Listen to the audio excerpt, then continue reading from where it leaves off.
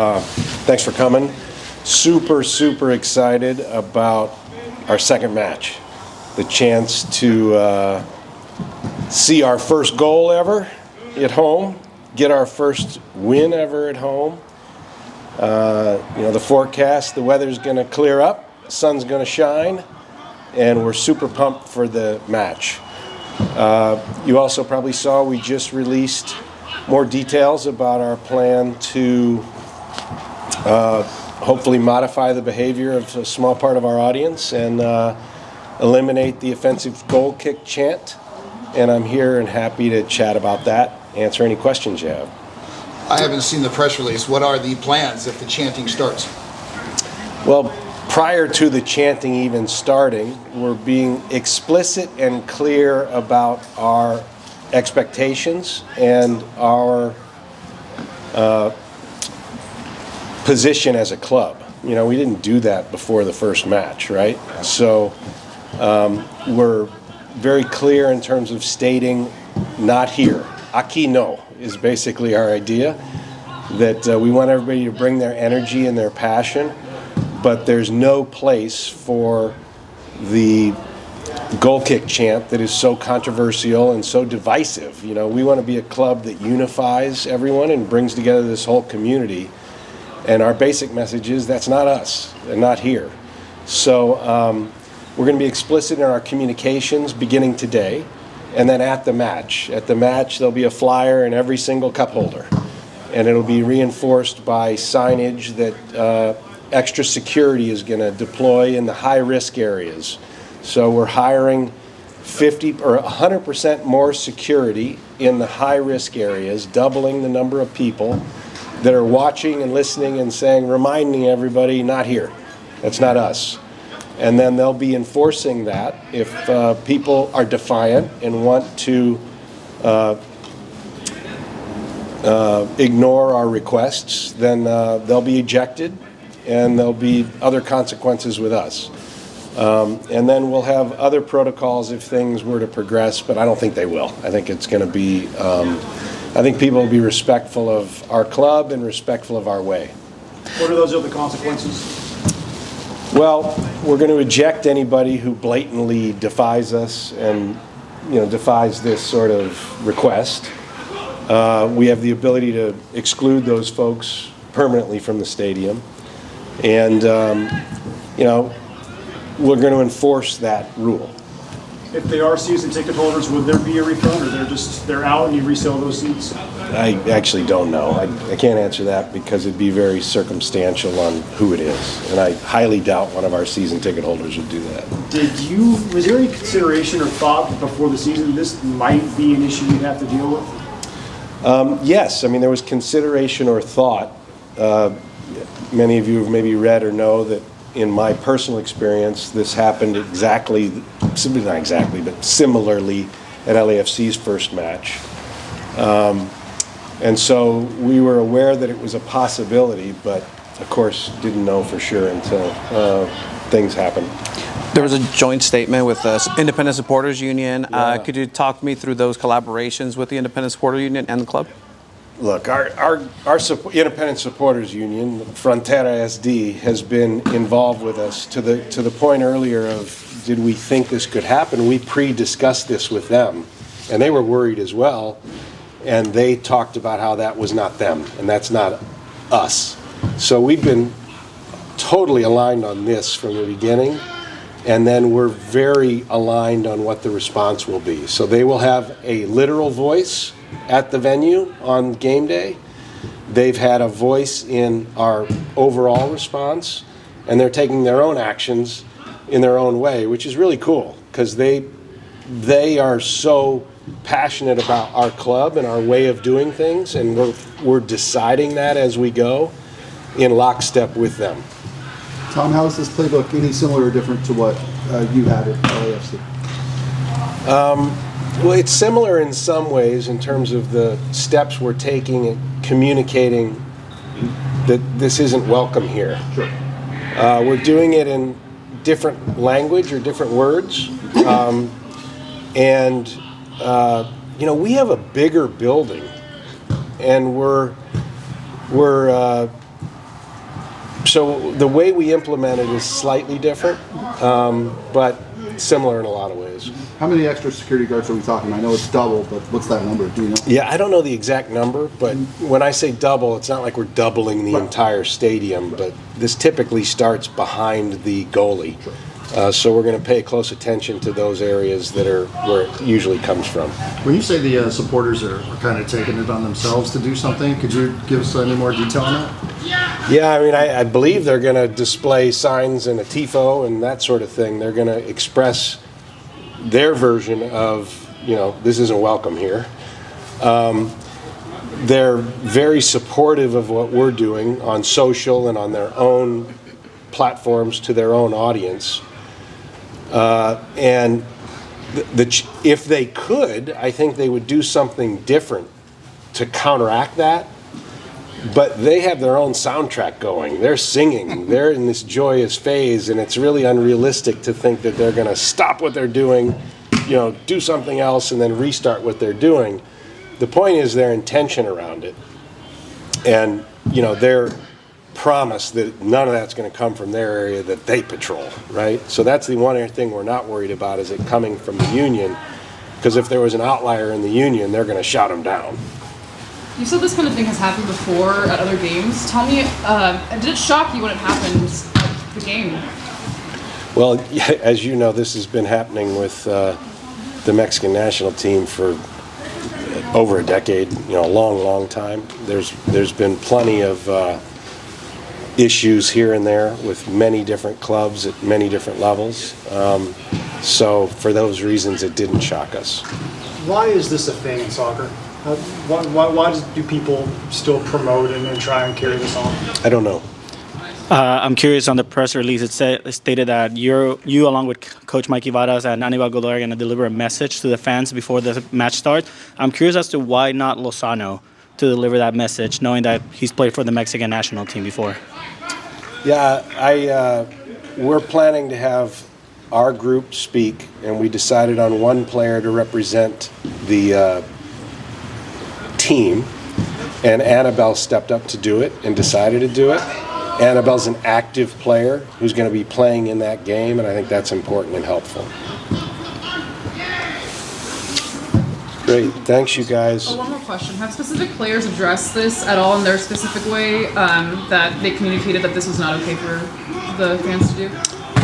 After our match, Mikey Varas and Tyler Heaps spoke very eloquently after the first match, and we had some players speak up as well. So Annabelle was one of those, Annabelle Godoy.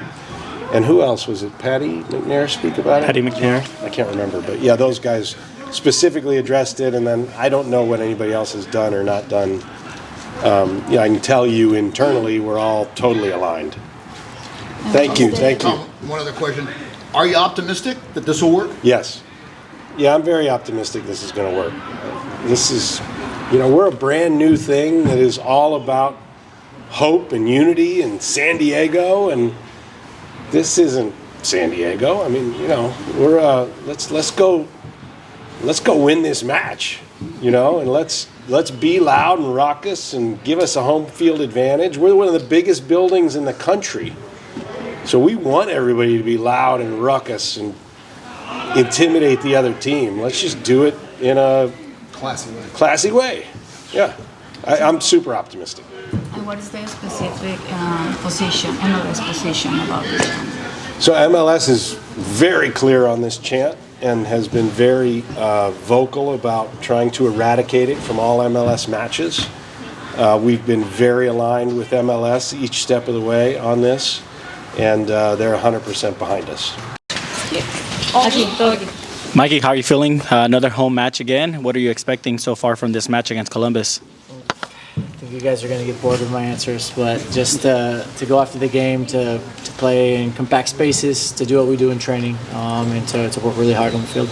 Is there an update on Patty McNair's injury? Is he expected to play on Saturday? Yeah, Patty's good. And for Lozano, still probably week to week? Yeah, he's week to week, but he's progressing really well. Not playing this Saturday? No, got it. How are you planning on with mentioning and calling up some national teams? How is that going to change your scheme moving into the rest of the season, knowing that some of your important players are going to need to have minutes abroad? Yeah, I mean, it's we're all in this together. Every single player on the roster is really important. The reason we train everybody and the reason we do lots of extras is so that anytime someone's number is called, they're ready to go. And at the end of the day, we have a deep roster. We talked about making a big roster where players can play in multiple positions, but also having guys on the bench who can compete and push starters, and we'll be all right. When you do have guys go get to play for national teams like that, is that something you encourage, or you're scared of it? They might hit the injury bug. How do you approach that? No, it's a privilege and honor of a lifetime to play for your country. So we're always very supportive and excited for them to do that, and we want them to do really well, help their countries compete well, and then come back healthy and motivated to help us. You don't get this kind of weather all that often. It's almost fun to come out here and do this in the rain. Yeah, you'll never hear me complain about weather in San Diego, right? You get a few rainy days, and it's probably a good thing because, like, how green this place is turning just after a few days of rain is pretty crazy. Mikey, your optimism for getting a win? My optimism is I think we're gonna have a good game. We're gonna play strong. We're gonna be aggressive. We're gonna be brave on the ball. Listen, we play against the team that was MLS Cup champion two seasons ago. Really well coached team. I think the team that's probably over the last 2 years played the best football in the league. So at the end of the day, you got to be humble. You got to have a lot of respect and just control what we can control, which is us going out there and playing with confidence because we train really hard. But at the end of the day, knowing that this is going to be a dogfight. What are you learning from your team now, having more film and looking back perhaps at a performance in Utah and Salt Lake that really stuck out, that made you proud in terms of their performance out there as well now? Yeah, I think the fighting spirit of the team is clearly there. The intentions to go away from home, to go after the game, to go for the win. You know, we're 1-1 away from home in altitude in stoppage time, and the team is still attacking, trying to get the goal. Then they score the goal, and they are still attacking to get the third goal. And I think a team could easily, and it's nothing wrong with it, but a team could easily decide to hunker down and get that 1 point or that 3 points. But the initiative and fighting spirit of the group, I think, is standing out. How important is it to show that early in the season? It's fundamental to do it because that's what everything's built on. You know, you're going to get your tactics a little bit off sometimes. Your touch is not always going to be perfect. The other team's going to play a little better than you sometimes. These are things that are just facts of life when you play enough games. But if your foundation is built on a fighting spirit, a warrior mentality, a unity of effort, then you always give yourself a chance no matter what. Mikey, ¿nos puede recordar? Yes, go ahead. I heard Tyler before the season used Columbus as an example of how you guys wanted to play, right? Play similarly at home versus away. You guys are pretty similar in a lot of statistical categories. How close aligned are you in Columbus? Is it like facing a team that you see every day in training, or? There's little nuances. I mean, they play with 3 center backs, right? So the structures are different, but I think at the end of the day, yeah, the two identities are closely related in terms of wanting to take initiative in the game. Both teams want to have the ball more than the other team. Both teams want to press the opponent. But I give credit to Salt Lake. I think they had similar intentions. I mean, they pressed us really hard with a lot of players throughout the game. So Salt Lake, there's other examples other than Columbus that want to do that, but Columbus is the team that's had the most success doing it. Mikey, ¿nos puede recordar la actualidad de Lozano, Reyes y si hay otro jugador lesionado o tocado después del partido de Real Salt Lake? Ya, no hay otro. Erwin está semana a semana, pero está progresando bien. ¿Estará el fin de semana? ¿Este fin de semana? No, no estará. Y tampoco Andrés. Andrés también va semana a semana y no estará esta semana. ¿Cómo han analizado precisamente el Columbus Club? Un equipo muy fuerte, tácticamente muy listos, encuentran espacios en posición dominadoras, en términos de posición agresivo para presionar, para hacer esa contrapresión. Y bueno, campeón hace 2 años y el año pasado ganando contra equipos de Liga MX, que no es fácil para un equipo de MLS. Entonces es un equipo muy fuerte que tenemos que entrar en campo humilde, con respeto, pero también con confianza que podemos ir a jugar cara a cara. Hablamos de los cánticos y de la campaña que se está haciendo precisamente ante estos posibles actos o cánticos racistas homofóbicos. ¿Qué podría también decirnos de esto? No, yo creo que lo dejé claro después del último partido, que nuestros valores son de respeto, de amor, compasión, el poder de diversidad. Entonces lo que pido es que la gente respeten eso, porque no es solamente el club, tenemos que pensar esto es una reflexión de toda la comunidad de San Diego y también de Baja California, quién somos. Nosotros decidimos quién somos. Entonces creo que siempre campeonando estos valores de respeto, amor, compasión y diversidad es muy importante. Are you allowed to talk about the chant? Can you talk a little bit about it? Were you shocked by the chant, or? I was those chants have been in football for a long time, so I was really disappointed with them. I think is the right word. Disappointed because what was it's not okay. It doesn't represent the values that we have in the club. But more importantly, what I just mentioned in Spanish was it's an opportunity to represent the values we have in San Diego, all of San Diego County, also Baja California. And I think we always want to champion the values of respect, of love, of compassion, of the power of diversity. Listen, we're all brothers and sisters on this planet together, and when we recognize that we're all actually one big team, I think we'll be in a better place. Una conversación con Negri después de ese gol, estaba hablando con Tyler Hibbs, que pues ¿quién pensó que iba a ser Negri de un cabezazo de punto penal para marcar? ¿Cómo fue la conversación con él después del debrief? Bueno, el debrief fue que ese gol cayó en un momento justo. Sí, nadie pensaba eso, pero yo creo que Franco hizo un buen trabajo para subir y entrar, y cuando entras a área cualquier cosa puede pasar.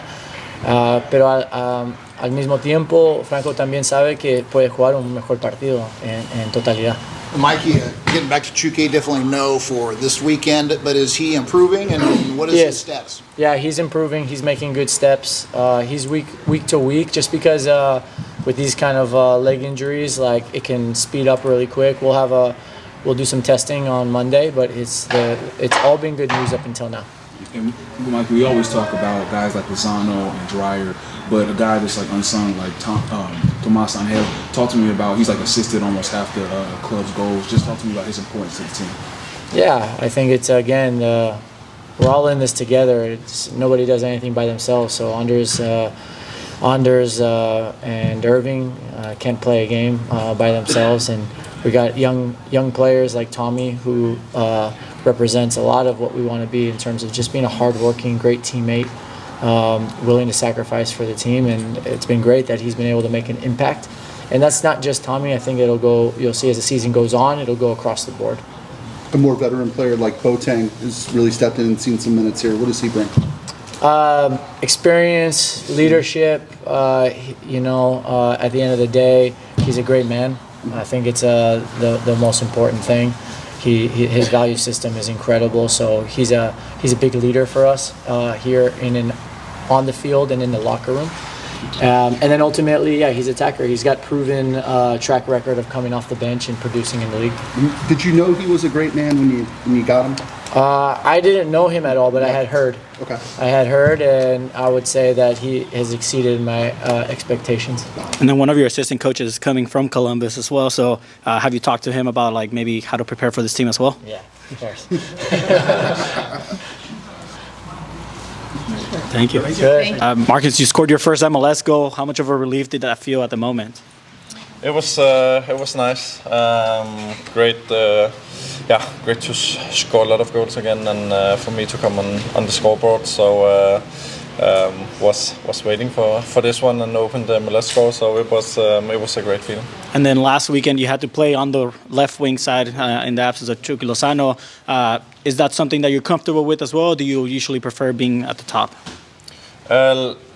I prefer to play as a striker, but I'm used to playing on those positions around, and it's not a big deal how exactly we are on the formation, like the way we move and the way we want to play. It's quite fluent, and I'm used to coming in those positions and feel comfortable in that. As a striker, obviously you have that killer instinct to make sure you get on the score sheet as well, but it seems like you're very unselfish with your style of play. Could you just go into what is your first thought process when you get that ball, even going back to Galaxy of knowing to move to the side because Anders coming right in? What is that mentality for you as a striker? Yeah, of course. I want to score my goals, but also help the team as much as possible. The way we play and the way I have to be solution in our game early sometimes also means that receiving the ball in phase 1 or 2 and like connecting with people. But when we're coming on the last third, I want to be in the box, want to be around there, get my shots in. But yeah, situation like Anders' goal, when I recognize him, I was feeling that I was in the offside situation. Like it's better to let the ball go. So yeah, I want to score those goals, but also like we play as a team. You face your first travel in the United States, far away outside of California. Was this anything different in altitude? How did that feel playing in MLS in that situation? It was fine. I had a little bit sickness up to the game and was struggling with that a little bit. But this distance we were flying and so on was fine. But of course the attitude, time difference, just an hour, but still some time difference is new for me. So that's a little bit different, but it was a good trip. And you're the first player in MLS history to play with Skechers soccer cleats. What does that mean to you, just to be able to be the first one to do that? It's cool. I love the boots, and they came into the soccer market. Been playing with them in Denmark also for a year, and coming here, signed a deal with them, and proud to wear the shoes, and I really enjoyed them. In the last home match, St. Louis also played with a 3-back line. What are the challenges of facing a 3-back line as a striker, and how does that hope to change and score some more goals for this match? Yeah, they played with a 3-back line, especially when they built up. They had a very wide stand. I think that gave us good opportunities in ball recoveries and going on the transition. Of course, they were like, we're pushing. I think we will push a lot of the teams in the lower block, and especially when we're gonna play against a 5-back line, it can be difficult opening that up. But I think with the solutions that we have and the movement on the last line, both in feet but also going deeper, are working very well. And I think, yeah, my goal, but also like some of the chances that we have were out of transitions where they are in a wide stand and we can break through. Is your goal to, or are you hopeful to be able to get called back up to the Danish national team, especially with some big tournaments coming up? Of course, always nice to play for the national team, but right now it's the focus here, and then we'll see where it takes. It's a lot of different different stuff behind that, but of course I'm proud to have played a game there and been called up several times. So let's see what the future gets. Thank you. Thank you. How you doing? Chilling. Just a little bit, huh? So no fun out here running around in the rain, or is this some kind of novelty? It's a lot of fun. It's a lot of fun playing in the rain, so it's good. You're playing a former club for the second time once again. What is that going to be like to welcome Columbus to your home?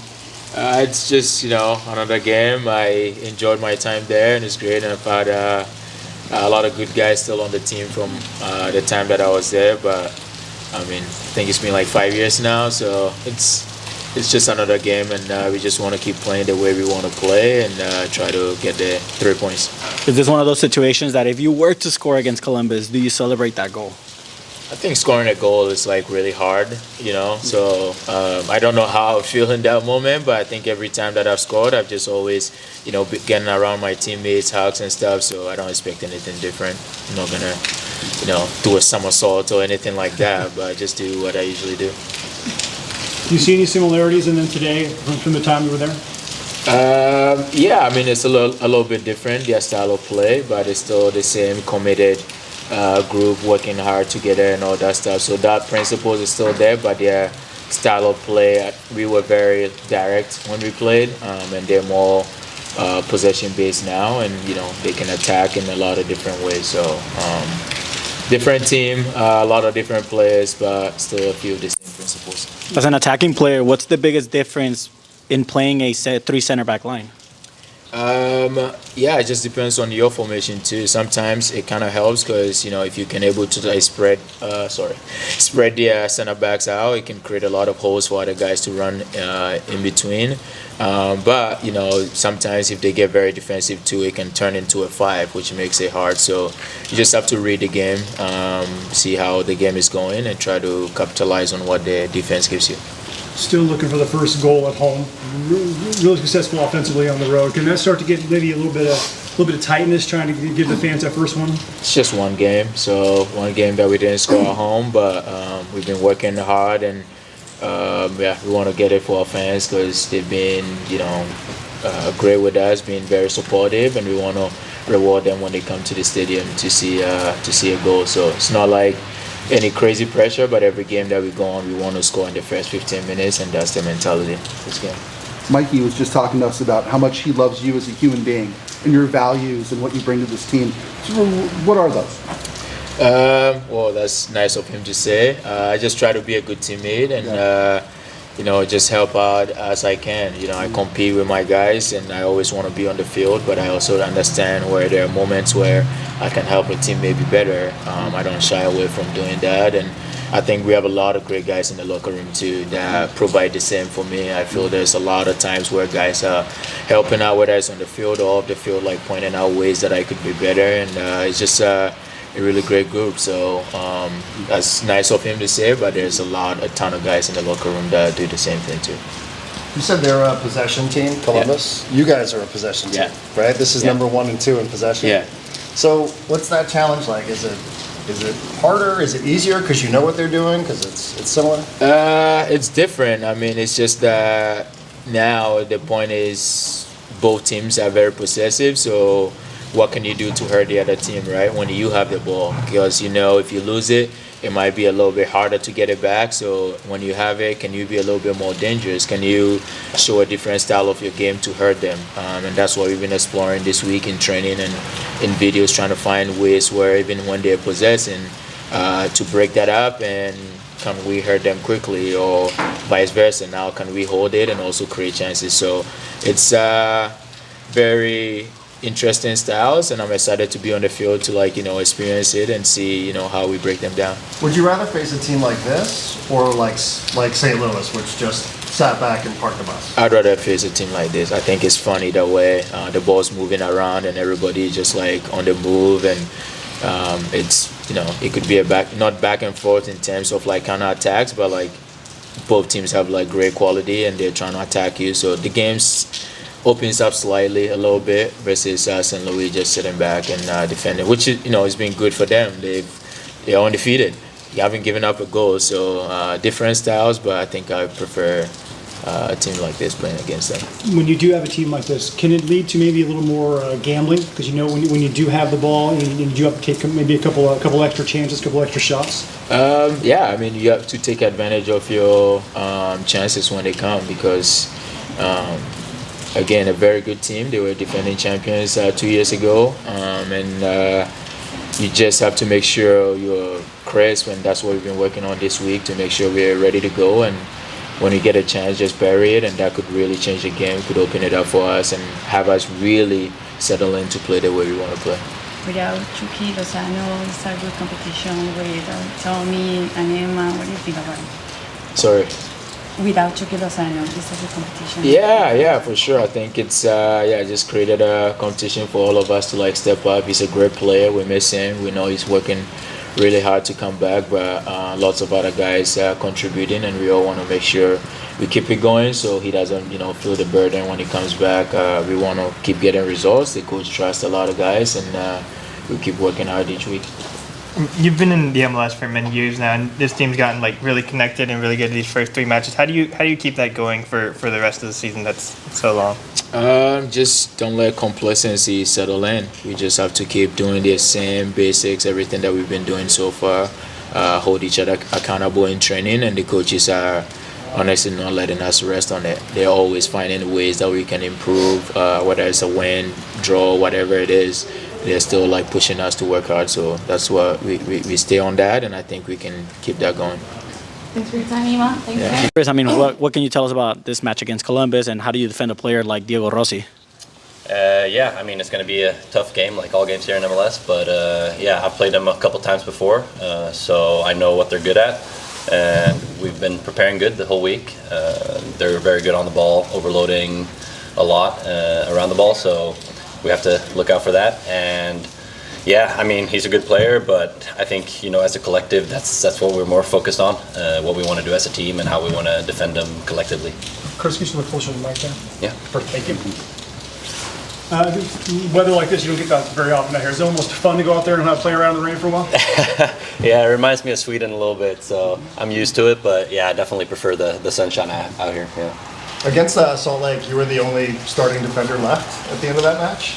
What's that like, having to get 3 different people out there and organizing and yeah, looking to I your left mean, and right? I'm like, wow, okay. Yeah, honestly, it's no problem. Like, everyone knows how we want to play, and they've been doing a great job, the guys that came in as well. And yeah, you know, we train together as well, so you get to play with them in the trainings, and you know how it is. Even though we're still kind of new together, we can still improve a lot together collectively. But yeah, I mean, it was good, and they did a great job coming in. But those guys in particular, one's 18, one's a first-round draft pick from this year, 22-year-old who signed kind of late. I mean, what role do you play when you have that kind of youth and inexperience on the line? Yeah, I mean, I think it's just talking a lot, you know, trying to be clear and where we want to push the line, set the line, be together collectively. So that's been a thing we've been working on a lot as a team in general out here in training. And I think also the coaches have been doing a really good job of you know, pushing us to do it really good collectively, and also us that's been around a little bit more lead the guys that are younger and help talk to them and, you know, lead them in how they should be playing as well. So you're optimistic for getting a win, and what's the key to getting the victory? Yeah, I mean, it was a late one, but a really good one. I mean, we definitely had our chances earlier on in the game, but I think, you know, it's important for us to just, you know, keep building this game. Maybe they got a little bit more chances than they had in the other games, so that's something, you know, us in the back line as well have been working on, but also together collectively with the attacking guys.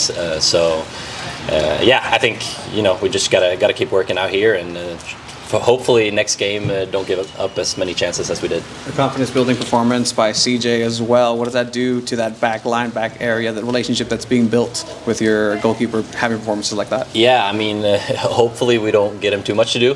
We want to keep him from being seen too much, but I mean, he stepped up big time. The few chances that they got there, they were pretty big ones. So you know, he stepped up great, and that's when we need him. So hopefully next game we won't get up as many chances, but when we do, that's when we have them. You know, so I keep asking the same question to everyone, but were you shocked by the chant specifically? Yeah, I mean, it's something. I mean, you saw the statement that the club put out this morning, and you know, that's something we don't want here. And I know it's been going on for a while, you know, in maybe Mexico and stuff, but that's something we don't want here. Coach Varas confirmed that Patty McNair is good to go this Saturday. How important is it to have him be able to start on Saturday? Yeah, I mean, I've been feeling great with Patty. You know, we've been working good together the first couple games. But then again, you know, the other guys that came on have been doing really good as well. So, you know, whoever plays, we have a good team, and you know, we trust everyone. But yeah, it's great to have him out there. Given the youth and lack of relative time on task together, it's still less than 2 months as a team. Surprising yourself a little bit, even only 1 goal allowed in 3 matches. I mean, not really. You know, there's a lot of good players in the team. Obviously, it takes some time to do it really good collectively. But then again, individually, we have a lot of good players. So for us to get together that well, yes, maybe a little bit, but we've been having a good preseason, a lot of games there as well where we got them to work on it. So yeah, not really surprising, I would say, but definitely want to keep it that way. Have you reached that point where you can kind of feel where each other are, where you don't have to be looking and make sure somebody's in the right place? I think yes, but it's still new, so I think we could still improve there. But yeah, definitely getting there better and better, and you know, I think communication is key. You know, talking a lot, especially now in the beginning, maybe even more than you might need later on. But yeah, I think it's been good. How much do defenders love it when you guys get a chance to score, like Franco did last week? I mean, it's pretty awesome, right? That's a great goal from him. I don't know if anyone was really expecting him to come in the in the box there and score a header like that, but that was great and it changed the game for us. So really important. First touch in the 18. Yeah, exactly. So great. Speaking of still looking for that first goal at Snapdragon Stadium, can the team kind of maybe start to get a little tight, trying to get lift that lid for the home crowd? Yeah, I mean, I think the first game we played a really good game, but obviously we were missing the goals. We had a few chances, but maybe we wanted a little bit more clear ones. And hopefully the 3 goals we scored last game will help us to, get a little feeling of scoring some goals. And what is your opinion about Columbus Crew?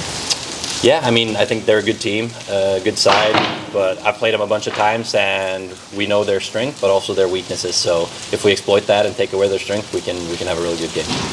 Totally random. 97 is not a jersey number seen in the wild very often. Why do you wear number 97? Well, it's my birth year, and yeah, that's pretty much it, to be honest. Thanks for making us feel old. All right, thanks guys. Awesome, thank you guys.